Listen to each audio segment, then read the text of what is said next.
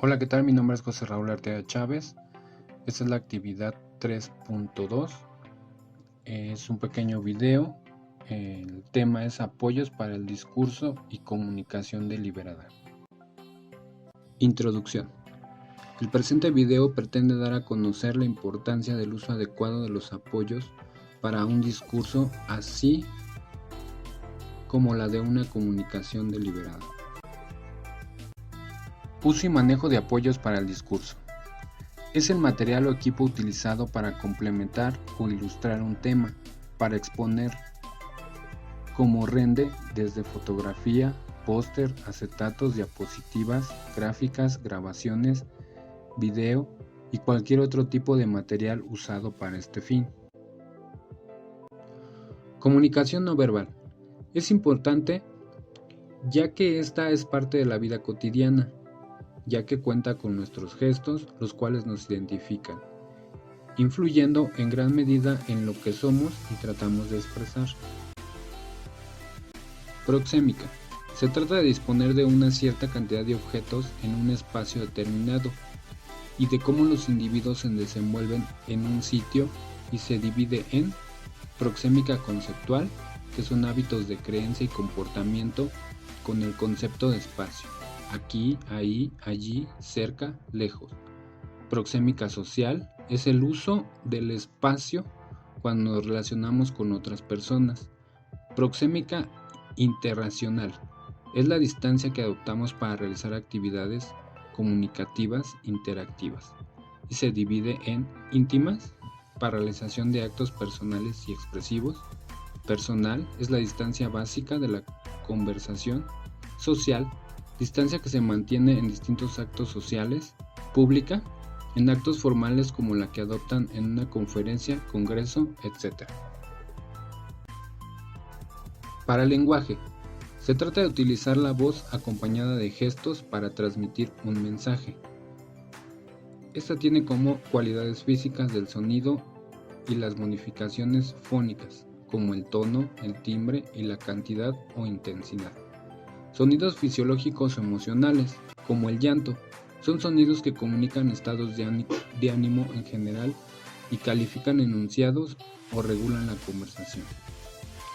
Y los elementos cuasiléxicos, vocalizaciones y consonantizaciones de escaso contenido léxico pero con valor funcional.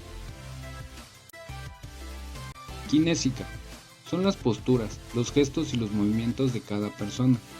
Los gestos son movimientos psicomusculares, tanto faciales como corporales, que comunican algo. Por ejemplo, elevar las cejas, sonreír, abrir los ojos, levantar el brazo y agitar la mano para saludar. Las maneras, formas de moverse para realizar actos comunicativos.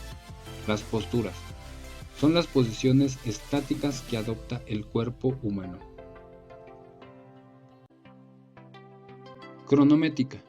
Esta se divide en cronométrica conceptual, es el valor cultural de conceptos como puntualidad, impuntualidad, prontitud o tardanza, ahora enseguida, un momento, etc.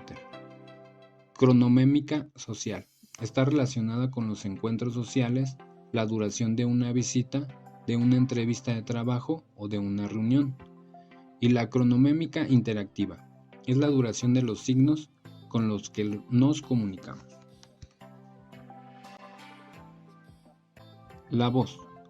La voz del narrador debe lograr una especie de simbiosis entre esta y los hechos narrados, de modo que se acopla la una con la otra para formar una misma cosa. Es muy importante modular bien la voz del narrador y aprovechar todos los recursos que nos ofrece, y depende de cuál es la historia que se está contando, si el narrador es a la vez uno de los personajes de la historia o alguien ajeno a ella, el bagaje cultural del autor. Así tendremos tantos tipos de voces y combinaciones. Tono. Utiliza una persona para hablar a su interlocutor, da un significado u otro, o lo que dice puede ser más grave o más agudo. Con este, el narrador influirá tanto en la percepción de la historia como en la de los personajes, y a la vez se verá influido por ellos. Volumen.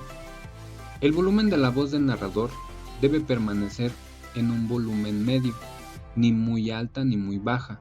El narrador podrá alzar o bajar la voz cuando la historia lo justifique, pero solo en esas ocasiones. Expresividad. Recurso que va a permitir ajustar la voz del narrador, ya que implica la proximidad efectiva y el grado de adecuación del narrador con respecto a los personajes. Aporta una combinación con el contenido de la historia, diversos visos de sentido a los personajes, influyendo en la aproximación del lector hacia ellos.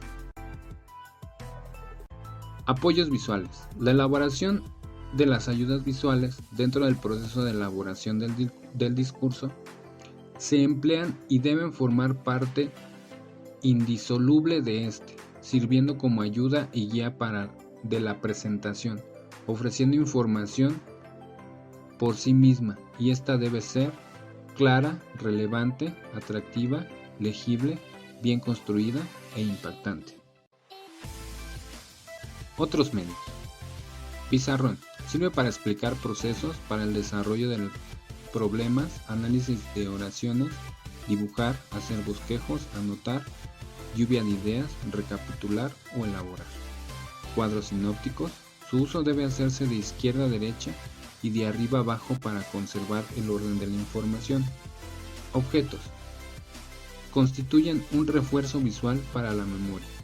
Material pictórico. Sirve para ilustrar visualmente estadísticas, descripciones o conocimiento de material nuevo para una mejor compra. Proyectores de acetatos. Hay que emplear el mínimo de palabras, solo las ideas principales. Grabaciones de audio. Es muy útil para temas en los cuales el sonido es esencial para la presentación. Diapositivas. Sirven para ilustrar especialmente lugares en los cuales no podemos estar presentes, por lo que recrean el momento y evocan el lugar. Videocintas y películas.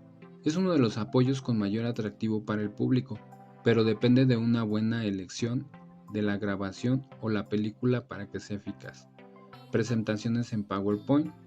Su objetivo es dar más claridad al discurso y así variar el estímulo para conseguir una pertinente atención. Comunicación deliberada. El propósito principal es la discusión, el tratamiento, el estudio, el examen, la decisión y la resolución de un tema o problema previamente definido, así como exhortar o disuadir, seguir lo que convenga dadas las circunstancias de la propia deliberación. Pueden ser científicos, académicos, social o político. Y asume la forma de mesa redonda, simposio, congreso, jornadas, conferencias. La mesa redonda. El concepto de la mesa redonda es para referirse a una modalidad de comunicación entre varios individuos para desarrollar un debate en torno a un determinado tema. El simposio.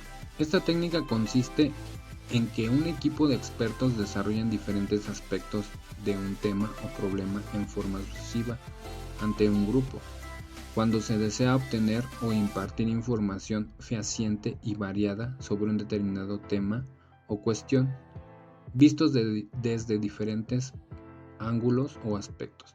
Se puede recurrir a la técnica del simposio. Se divide en dos fases, la fase de preparación y la fase de desarrollo. El seminario tiene por objeto la investigación o estudio intensivo de un tema en reuniones de trabajo, debidamente planificadas. Constituye un verdadero grupo de aprendizaje activo, pues los miembros no reciben la información ya elaborada, sino que la indagan por sus propios medios en un clima de colaboración recíproca. La conferencia. Una técnica común es aquella situación grupal en la que un expositor calificado pronuncia un discurso o conferencia ante un auditorio. Es una técnica extremadamente formal que permite la presentación de información completa y detallada sin interrupciones. Con esto finalizo mi pequeño video. Agradezco mucho, profesora. Excelente día, tarde, noche, no sé cuándo lo vea. Muchas gracias por el tiempo.